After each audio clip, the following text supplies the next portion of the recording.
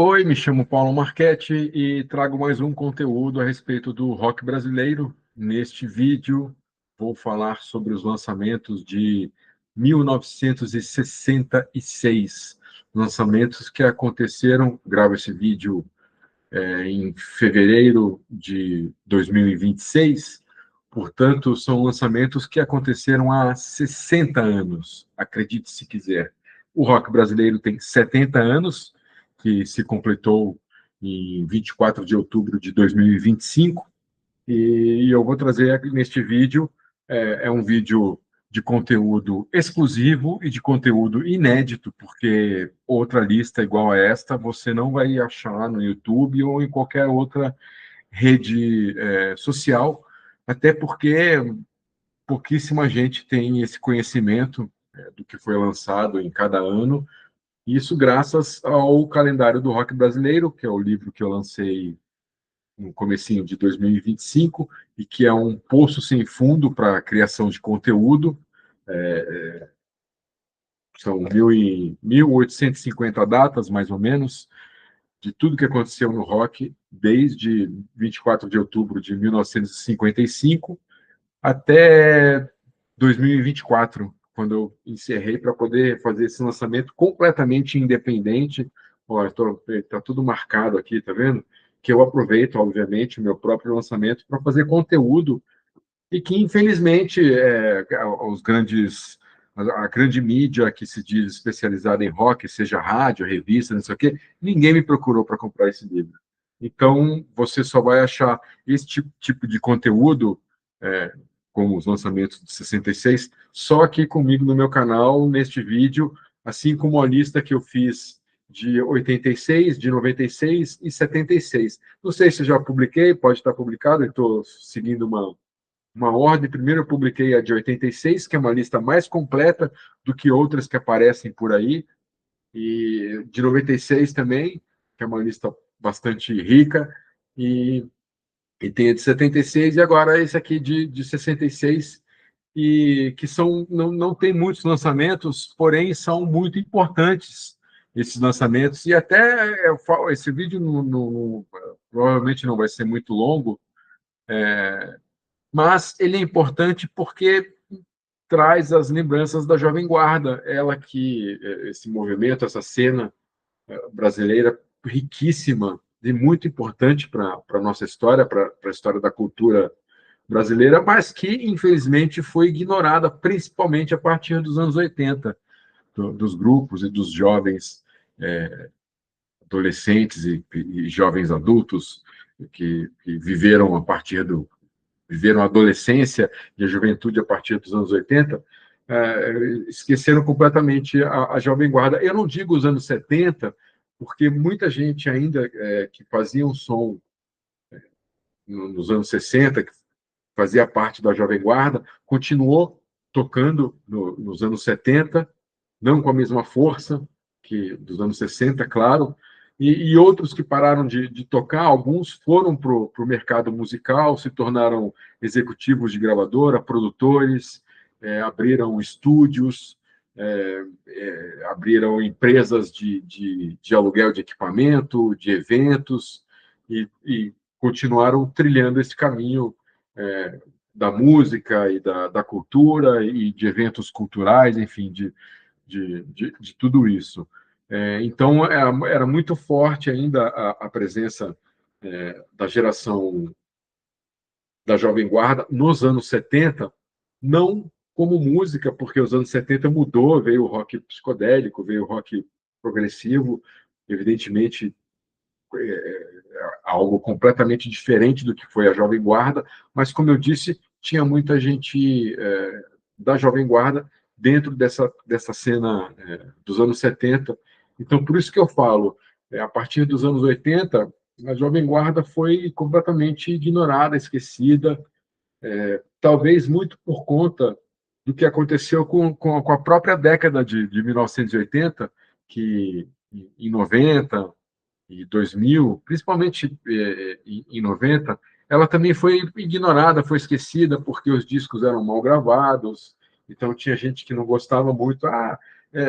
Teve muita rejeição da cena 80, principalmente no início dos anos 90, quando existiam aqueles grupos, aquelas bandas do underground que cantavam em inglês e que exatamente ignoravam, porque tinham a ideia de um dia ir para fora do país e ignoravam os anos 80. Eu já vi muita dessas bandas que cantavam em inglês em entrevistas e tal. Muitas das pessoas, inclusive, eram minhas amigas, não, são minhas amigas e tudo, mas eu via muitas entrevistas dessas pessoas falando: não, a gente tem vergonha do que era feito nos anos 80, dos discos, enfim. E a mesma coisa aconteceu, infelizmente, com a Jovem Guarda. Muita gente ignora. E a Jovem Guarda, ela é uma cena riquíssima e, como eu falei, importantíssima para a nossa cultura. Ela, ela não vivia só de versões, como algumas pessoas podem podem não, algumas pessoas imaginam que seja, que era só a versão. Tinha muita versão, sim, de Beatles, de Rolling Stones, até de The Doors, por exemplo, os Baobás. Gravou, acho que pelo menos uma música do Doors, quando ninguém conhecia Doors, era uma forma, né, do público conhecer essas bandas gringas e também uma forma de mostrar essas músicas para o público brasileiro que nos anos 60 tinha dificuldade de arrumar os discos internacionais. Imagina, estou falando da década de 60, se na década de 80 ainda era difícil arrumar os grandes lançamentos, a gente só via um disco do YouTube 6 meses, dependendo do título, um ano depois do lançamento na Europa e nos Estados Unidos. E a mesma coisa acontecia nos anos 60.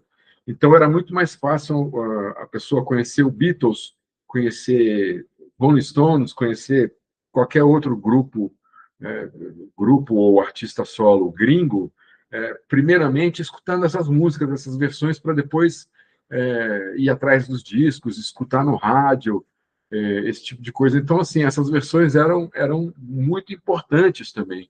A Jovem Guarda tinha uma cena underground, era riquíssima é, em relação a programas de rádio, de televisão, era uma movimentação intensa, muitos shows, muita apresentação, muitas gravações. Foi uma década de rica para os compactos, principalmente para os compactos, que eu vou mostrar aqui. Então, assim, você que não conhece a Jovem Guarda, não fala para ninguém e vai atrás de informação dos grupos. Tem o Liverpool, por exemplo, que era do Sul, um disco excelente, Por Favor, Sucesso. O próprio Baobás, que eu falei, os Canibais, que eu vou mostrar aqui. Putz, olha, é tanto nome que eu não vou ficar aqui listando, porque é muita coisa mesmo. E rico, as pessoas, quem fazia um som naquela época eram pessoas de vanguarda, não é porque anos 60 é versão, não, é uma coisa, era caretinha, não tinha nada de caretice na Jovem. Tinham pessoas caretas dentro da Jovem Guarda, como existiam pessoas caretas na cena da década de 90, de 80, de 70, mas não era nada careta. Eles eram, pelo contrário, os caras os músicos eram muito vanguardistas, eles escutavam as coisas muito antes de chegar ao grande público. Por isso que, inclusive, existia essas versões e tudo. Então, vale a pena correr atrás. A Jovem Guarda, propriamente dita, a gente posso falar bem grosso modo, que ela teve o seu momento rico entre 64 e 69, né? 1964 e 1969, porque a Jovem Guarda, ela se fortaleceu e ela surgiu mesmo por causa da bitomania, né? Foi uma consequência da bitomania que estourou exatamente em 64, e não foi diferente aqui no país. Os jovens iam muito para os shows, buscavam, tinha a revista do rock, que era muito vendida. Tem vídeos que eu fiz a respeito. Tem um vídeo, inclusive, a respeito dos anos 50, que eu falo dessa virada também dos anos 50 para os anos 60. É, se você tiver essa curiosidade, clica o link para a playlist, o Rock Brasileiro e Suas Histórias, para esse vídeo, está embaixo deste vídeo aqui, e ali você vai encontrar, ali naquela lista, você vai encontrar muita coisa, muita história que eu já registrei, exatamente desses primeiros anos e dessa primeira década do rock aqui no Brasil, que vale muito a pena escutar. Tem coisas, claro, que você vai escutar e vai falar, ah, não, isso é chato, isso é ruim e tal, mas tem coisas que são riquíssimas, e as histórias que existem, tem canais no YouTube, não vou aqui nominar nenhum, mas assim, tem muitos canais, tem a jovemguarda.com.br, do Frois, que é muito bom, é um site que tem toda a discografia, tem todos os artistas, vale a pena visitar, e procurar no YouTube esses canais, porque tem entrevistas com esses artistas todos, tem músicas, às vezes você não vai encontrar o disco, ou o lançamento, o álbum, sei lá, o compacto, nas plataformas de música digital, no Deezer, no Spotify, não sei o quê, mas no YouTube tem. Então, no YouTube também está riquíssimo, riquíssimo de conteúdo da Jovem Guarda, e vale a pena. Eu mesmo, para fazer o calendário do rock brasileiro, uma pesquisa que eu comecei em 98 e fui até 2024, teve muita. Eu tive que ir atrás de muita gente da Jovem Guarda e falar por telefone com o pessoal do The Jordans, o pessoal do Incríveis, e de outros grupos que não eram tão conhecidos, para exatamente poder pegar, porque na época, até a internet ser rica em conteúdo, digo, vai, a partir de 2005, mais ou menos, quando começou a ter realmente muita coisa. Eu comecei em 98 a fazer essa pesquisa, imagina, a gente não tinha nem computador em casa. E quem tinha computador em casa abria a internet, e a internet não tinha de conteúdo brasileiro, não tinha praticamente nada. Até 2000, 2001, tinha quase nada de conteúdo brasileiro. Era mais, você acessava mais os sites europeus, ingleses, americanos, para saber de conteúdos. Então, teve muita pesquisa que eu fiz aqui de pegar o telefone mesmo, ir atrás da pessoa e conversar. Teve um, teve um desses músicos da Jovem Guarda, desses grupos todos, que eu lembro que eu liguei e falei, olha, estou precisando, queria pegar a sua data de nascimento e dos outros integrantes do grupo e tal, você consegue me ajudar? E o cara, não, olha, meu neto acabou de nascer, você pode me ligar semana que vem, vamos conversar e tal. E acontecia isso. Hoje, graças a Deus, esse conteúdo da Jovem Guarda, como eu disse agora, é riquíssimo na internet, no YouTube. Então, eu peço para você que gosta de rock brasileiro para ir atrás, porque vale a pena. Tem muita coisa interessante, muita gravação interessante.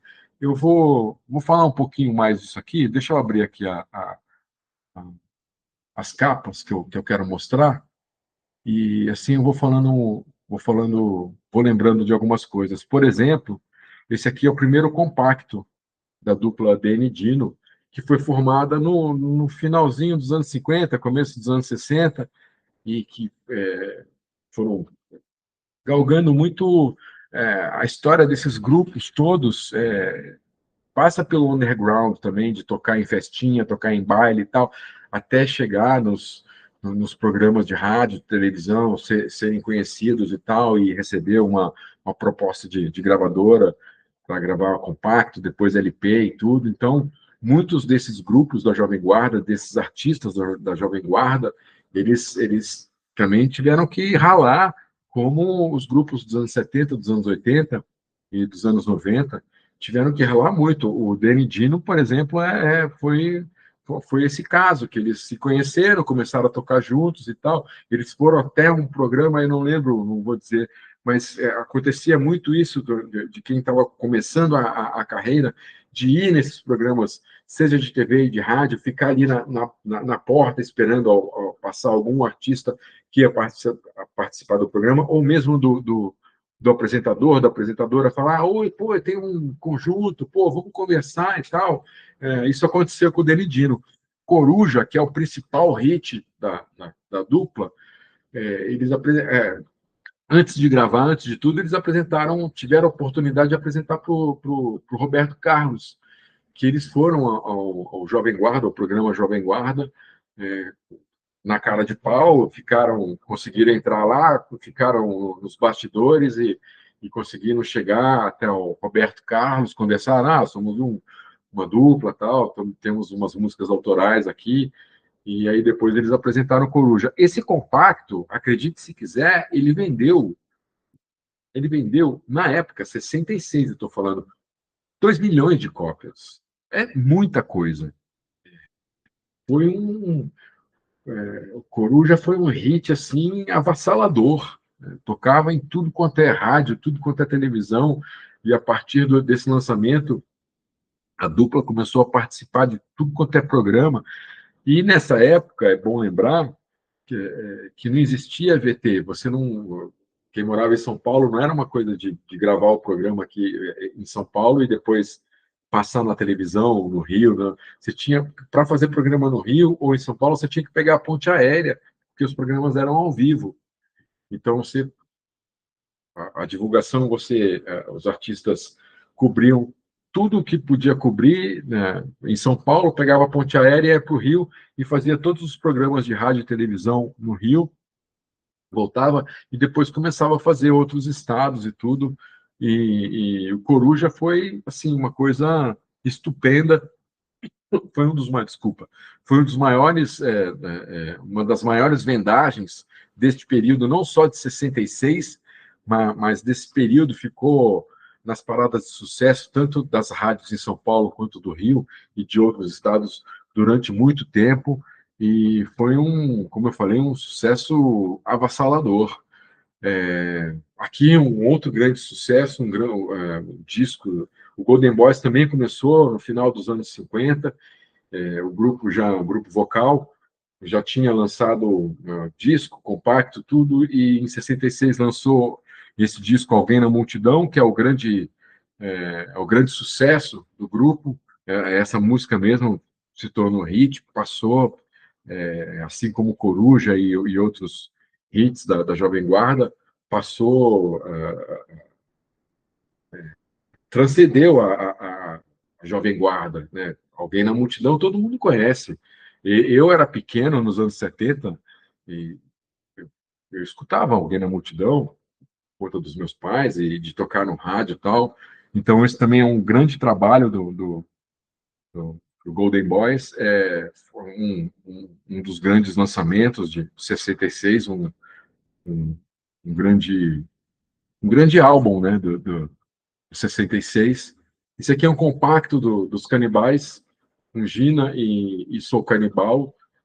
O Canibais que também teve... a coisa do compacto, ele era muito forte, né, principalmente na década de 60. Tinham muitos grupos que lançavam...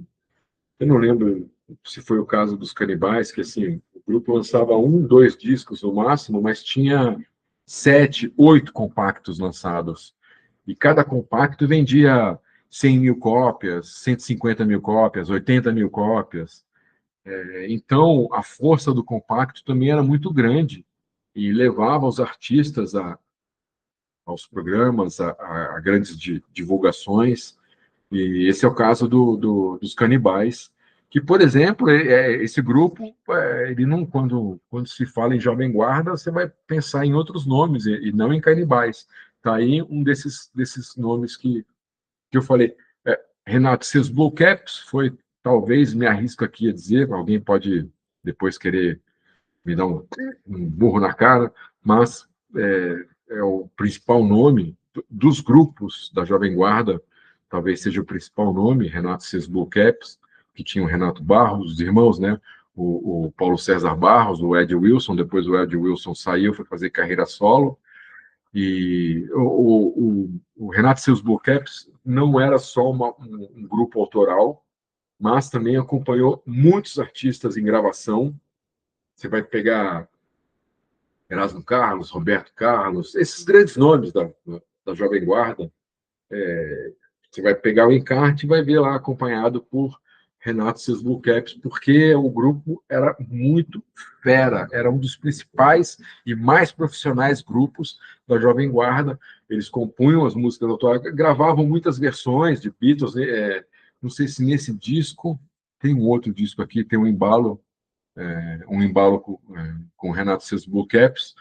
E olha que legal as capas, perceba bem a diagramação, as letras, é, as fotos, era tudo muito estilizado, assim, muito essa preocupação toda.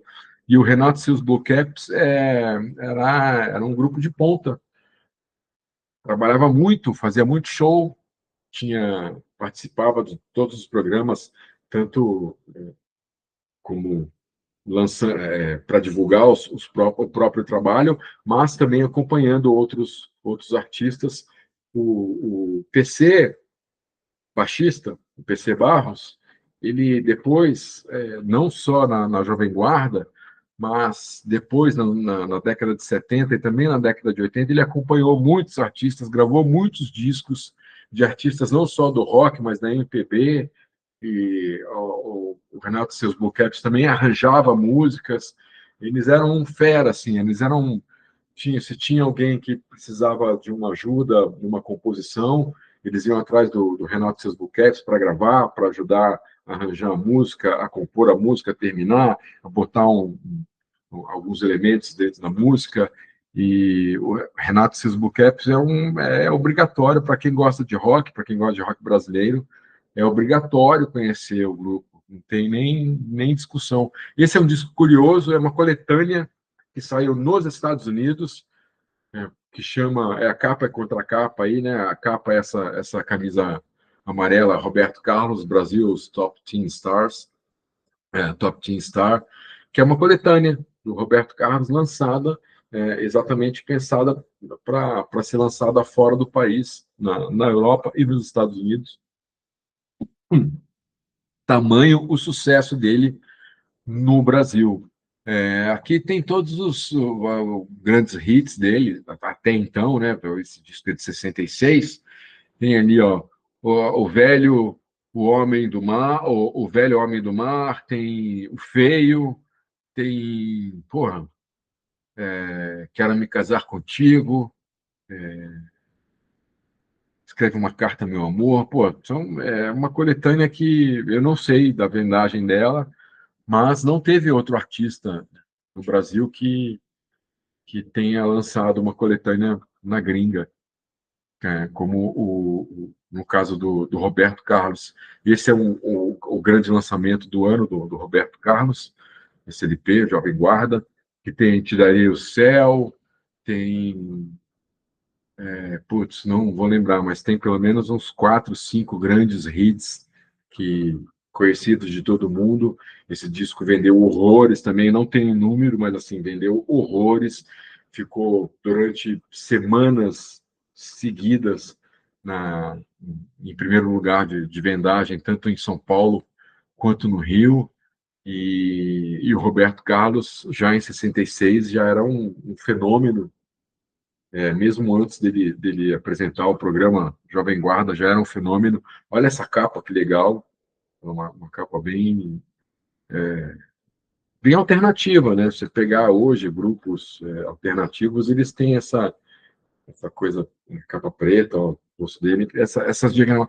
Tem os discos e compactos da Sônia Delfino, da, da, putz, tantos artistas, cara, que você pega assim, as capas e dá. E parece ser assim, Devil, B52, sabe aquelas capas coloridas, com as letras que parece que é uma colagem, coisa que nem era muito comum na época fazer colagem, mas era uma coisa muito do Rony Cord. Lançou este compacto em 66, disco voador, Eu, a Noite Ninguém. Em 66, o Rony Cord, que ficou muito famoso pela música Rua Augusta, ele já era um super veterano, porque ele começou a carreira nos anos 50. Ele foi um dos principais nomes da primeira geração do rock, pré-Jovem Guarda. Então, nessa época, ele já era. Ele também compunha, além das versões, que ele gravava versões também, inclusive do Fred Jorge, como todo mundo na Jovem Guarda, em algum momento gravou a versão do Fred Jorge, várias versões que o Fred Jorge fez para também diversos artistas internacionais.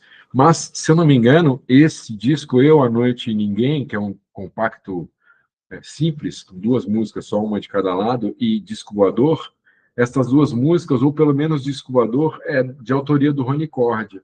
Então, ele tinha esse diferencial também da, desses primeiros nomes do rock brasileiro, que ele também já compunha, já um veterano, imaginam, já era um veterano. Em 66 já tinha lançado pelo menos 3 discos e mais, sei lá, quantos compactos e tal, e lançou este compacto simples. Ronivon, que lançou, esse é o primeiro compacto dele, se não me engano, da carreira dele, são 2 músicas do Beatles, Meu Bem, Girl, do Beatles. O Ronivon, ele, inclusive, ele foi o grande divulgador de Beatles no Brasil. Depois ele fez fazer um grande sucesso. Ele foi um dos principais nomes da Jovem Guarda. Ele tem uma trilogia de rock psicodélico. Apesar dele ser um grande divulgador também do rock psicodélico, ele nunca se envolveu com drogas, ele nunca consumiu drogas, nada disso. E ele lançou 3 grandes álbuns, que, como eu falei, é uma trilogia de rock psicodélico. Vai atrás, porque também vale a pena. São discos que têm grandes músicos, se não me engano, o Liminha toca baixo, não sei se nos 3 ou em um deles. Enfim, vale a pena ir atrás da discografia do Ronivon. Ele que deu o nome ao Mutantes, ele que abriu as portas. Ele tinha, quando tinha o programa Jovem Guarda, que é tanta data, tem aqui a data de estreia do Jovem Guarda, mas eu não lembro, não sei se foi em 65, 66, mas depois teve um programa só do Ronivon, que era o Mundo. Ai, cara, desculpa, eu não é tanta informação, mas ele também tinha um programa de televisão que o Mutantes foi lá, no programa de estreia, ele que sugeriu esse nome, Mutantes, e o Mutantes tocou Beatles, tocou Eleanor Rigby, nesse primeiro programa. Fez tanto sucesso que na semana seguinte eles tiveram que fazer a mesma coisa. O Mutantes voltou para fazer Eleanor Rigby, dessa vez com orquestra, tal, de uma coisa mais grandiosa, tal. Essas datas todas estão aqui. Esses, esses fatos todos eu consegui registrar no calendário do rock brasileiro. Mas, assim, o Ronnie Bon, ele é muito importante para o rock brasileiro, exatamente pelo pioneirismo, pelo vanguardismo, essa coisa do rock psicodélico, das letras e os arranjos. Olha, é fantástico. Se você não conhece, é uma grande influência também. Eu fiz um vídeo falando da baixa qualidade do rock atual, de hoje em dia, do século XXI, da década de 2020 para. Na verdade, a partir dos anos 2000, a qualidade do nosso rock só foi ladeira abaixo. E eu fiz um vídeo que eu falo sobre isso, e eu dou sugestão de alguns grupos gringos assim de influência e tal, mas no Brasil a gente tem muitas influências também ricas para se agregar ao som do seu grupo, da sua música, e o Rony Von com certeza é uma dessas referências que pode te agradar, pode te interessar como influência. The Brazilian Beatles, grupo carioca, muito ativo. Esse aqui é um disco, é Onda, é um LP cheio, aqui é um compacto, e o Brazilian Beatles foi muito importante na cena Jovem Guarda. Apesar desse nome, era um grupo autoral, fazia questão de compor as próprias músicas, diferente de outros tantos grupos, como o Renato e seus Blue Caps. O Brazilian Beatles não acompanhava ninguém, eles tinham o trabalho deles, eles faziam os shows deles e tudo, e eles eram muito famosos no Rio, tão famosos que eles foram convidados para fazer a primeira missa Iê, Iê, Iê, que foi um caos que aconteceu no Rio, também tem essa data aqui, que aconteceu no Rio, um padre ali de uma igreja, eu não lembro o bairro, convidou o Brazilian Beatles para tocar algumas músicas. Tem um pouco de. Se você for no YouTube, tem imagens dessa missa, coisa assim, eu digo, deve ter 20 segundos de imagens. Lotou, virou um caos, assim, uma bagunça, que o padre teve que cancelar a missa. Eles chegaram a tocar e tudo, a participar, a missa começou a acontecer, mas era um empurra-purra, era uma coisa meio sem controle, muita gente fora da igreja, multidão, assim, sabe? E aí não deu certo por causa disso, porque saiu fora do controle. Eu acho que o padre, e tanto o padre quanto o grupo achou que fosse ter só ali umas pessoas mais que gostavam mais do grupo, não. É, veja as imagens no YouTube que você vai ver o caos que foi. E o Brazilian Beatles é bem bacana, tem um som bem legal também. Todos eles procuravam fazer algo diferente, seja na guitarra, no baixo, enfim, trazer uma sonoridade diferente dentro do que era a proposta da Jovem Guarda. E o Brazilian Beatles era um dos grupos de grande personalidade sonora, com certeza. The Bubbles, que depois virou a Bolha. Esse é um compacto que tem Não Vou Cortar o Cabelo e Por que Sou Tão Feio. Se eu não me engano, a música é essa. E o Por que Sou Tão Feio é uma versão de Rolling Stones, não lembro da música, mas é uma versão de Rolling Stones. E The Bubbles também tem uma história rica de lançamentos, muito mais compactos do que LP. Aí depois virou a Bolha, e a Bolha invadiu os anos 70. Se eu não me engano, também acompanhou tanto artistas nos anos 60 quanto artistas nos anos 70. Acompanhou tanto em turnê, tocando ao vivo, tudo, como também em gravação de discos. The Pops. The Pops é um grupo pioneiro também, instrumental. Eu separei aqui, tem dois lançamentos, esse compacto e, e esse disco. O The Pops, ele gravou muita coisa, gravou com muita gente, acompanhou também muita gente, e era um grupo, como era instrumental, fazia muito baile, assim, de agenda lotada, muito show, vale a pena. Olha a capa desse disco, que maravilhosa, cara, sabe? Assim, é o que eu estou falando, a diagramação, as ideias, isso é você que faz design, você que está aí na faculdade, buscando alguma coisa de trabalho, de TCC, de tese, de dissertação, seja mestrado, doutorado, qualquer coisa, perceba o trabalho de capa, né, dessa década de 60, principalmente, que é muito rica. Essa capa é linda, maravilhosa, assim como tantas outras, como eu falei. E o The Pops tem essa coisa do pioneirismo. Não era o único grupo instrumental, eram poucos os grupos instrumentais, mas o The Pops não era o único.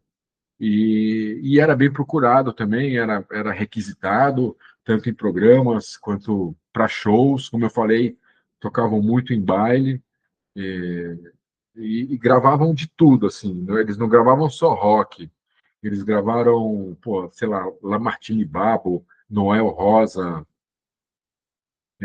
até Vinícius de Moraes, acho que eles gravaram, muita música brasileira tem registrada na discografia do The Pops, que vale a pena, quem gosta de música instrumental, vale a pena ir atrás do The Pops, Aqui é um compacto do The Snakes. The Snakes foi o primeiro grupo do Erasmo Carlos. Ele foi vocalista do The Snakes antes de sair em carreira solo. O Erasmo Carlos passou pelo Renato e seus Blue Caps.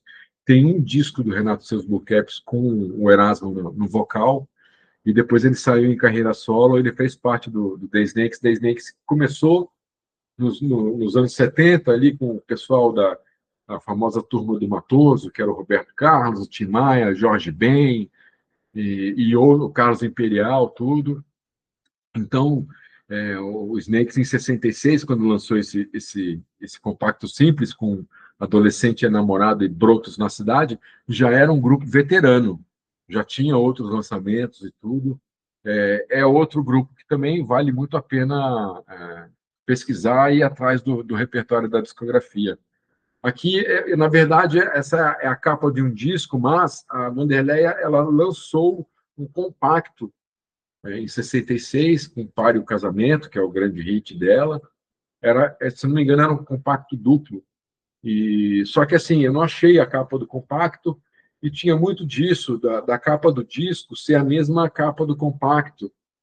E mesmo depois que a gravadora, por exemplo, ela lançava um disco do qualquer artista que seja, e ela era costume pegar duas músicas desse disco e no mês seguinte do lançamento do disco lançar um compacto com duas músicas desse disco, porque também isso foi cortado nos anos 80 por uma canalice do mercado fonográfico, exatamente porque se a pessoa não queria o disco cheio, ela podia procurar o compacto, seja compacto duplo, seja compacto simples.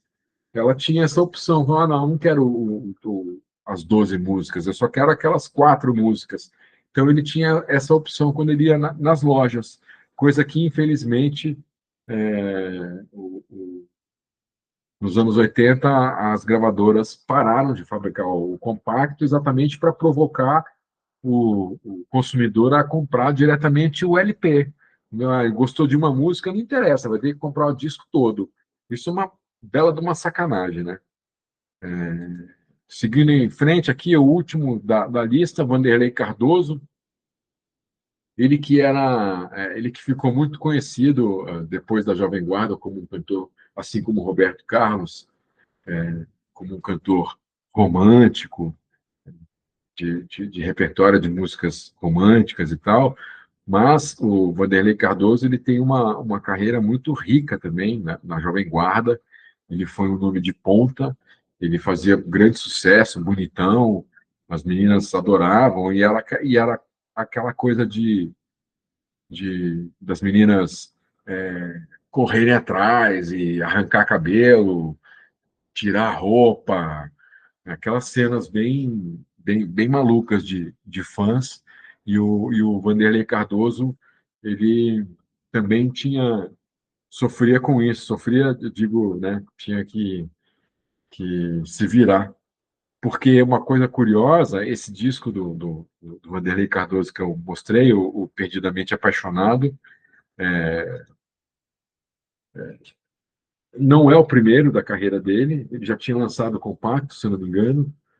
E o que acontecia, por exemplo, tinha muitos shows aconteciam em salas de cinema, shows do Roberto Carlos, Erasmo Carlos, de todos esses grupos todos e tal. E cinema, geralmente, você tem uma entrada só. Tanto para a mesma porta servia para entrar, como é hoje, você entra no cinema e sai pela mesma porta. Então, nessa coisa de ter o show, a banda ou o artista ele tinha que passar pela multidão para poder entrar no cinema.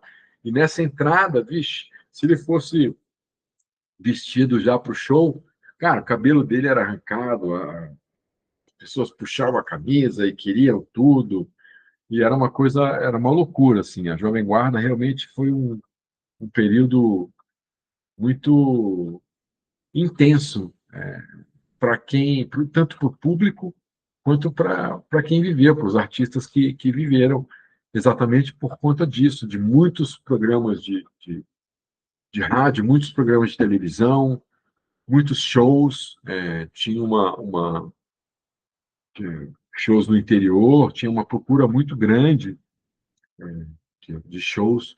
Inclusive, se eu não me engano, o José Provetti, o Gato, guitarrista, que começou também nos anos 50, de invadir os anos 60, chegou um momento, ele tocava, eu não vou lembrar, no The Jet Blacks, e chegou um momento em que ele saiu do grupo, que ele falou, cara, é tanto compromisso que ele ficou estafado, ele teve que dar um tempo, e saiu do grupo para descansar, para pensar na vida, tudo, porque era uma correria, era um lançamento atrás do outro, e é o que eu falei, saía um disco, aí no mês seguinte já tinha duas músicas desse disco que virava compacto, e se o artista compunha uma música bacana e mostrava para a gravadora já falava, vamos gravar, independente do disco ter sido lançado 6 meses atrás. Existem muitos casos,